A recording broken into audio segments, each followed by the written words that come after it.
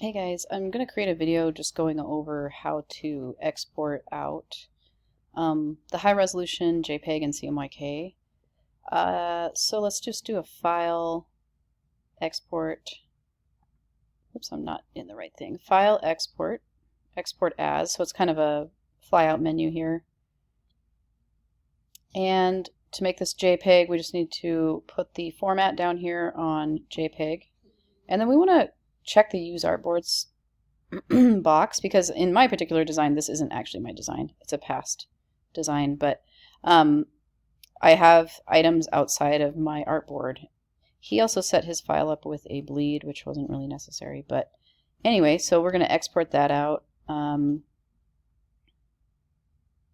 really, he didn't name this right either. I think it's 10.5 by 10. So something like this is probably a good idea, like first name, red ants pants, poster maybe. 10.5 by 10. You can put the size on the end of files if you want. It's kind of helpful. But definitely check the Use Artboards box, push export. We want to make sure, this is the important window that you really need to pay attention to, is make sure the color mode is in CMYK, because that's for the printer. Cyan, magenta, yellow, and black. K is black. Resolution should be high resolution, 300 ppi. That's for print, so it doesn't get blurry. And then we'll just go ahead and put that in the folder with the AI file. The JPEG and the AI file can be in the project folder. Okay, yeah. And one other thing, maybe do a Command A on your document and just make sure everything is in vector. Everything should have anchor points when you zoom into it. So don't have any JPEGs or PNGs placed in your file, and if you do, do an image trace on them so that they're vector. I don't want any links in your document. I want it to all be shapes, vector shapes. Okay, and then we can go into our folder that we had. And the two files that really need to be in here are the AI file and the JPEG file. We don't need the extra JPEG. So pretend this says Mary, but so I have the JPEG that I just exported out, CMYK high resolution, and then we have the AI file, which is a native file out of Illustrator. And then you can just, on a Mac, you can just do File, New Folder. Let's see, is this working? File, New Folder.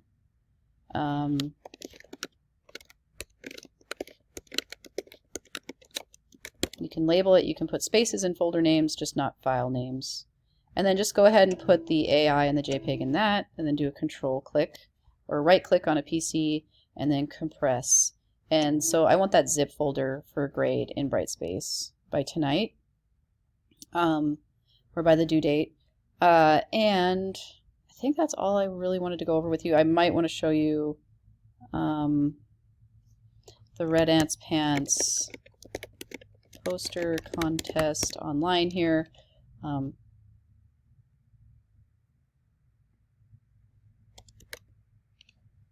It's due, I believe, it's due on March 1st. So you would apply here, and you can use the JPEG file that you exported out. So yeah, Tuesday, March 1st is kind of when everything's due. 11 by 17 with room for festival logo at top and footer. Actual art ends up being 10.5 by... so you can use a PDF or JPEG file. I'd say just add the JPEG, just give them the JPEG. It seems kind of like they want it on an 11 by 17. So you can submit it both ways. I've had students actually go into their Illustrator document, go to Edit Artboards in the Properties panel with nothing clicked on your canvas or your artboard.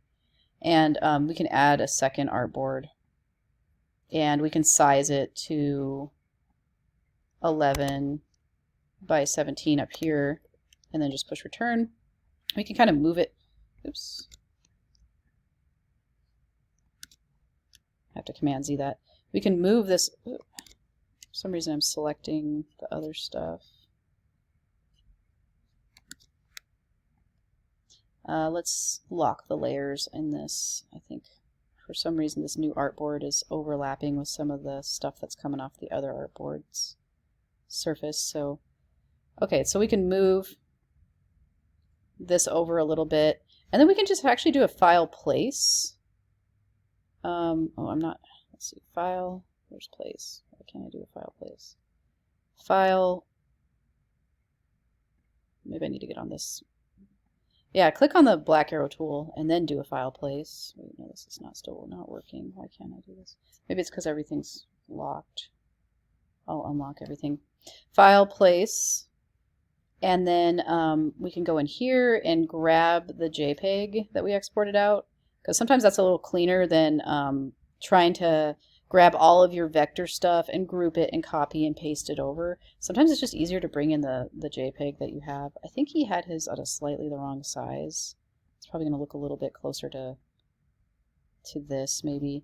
But yeah, you could, you know, position it just so.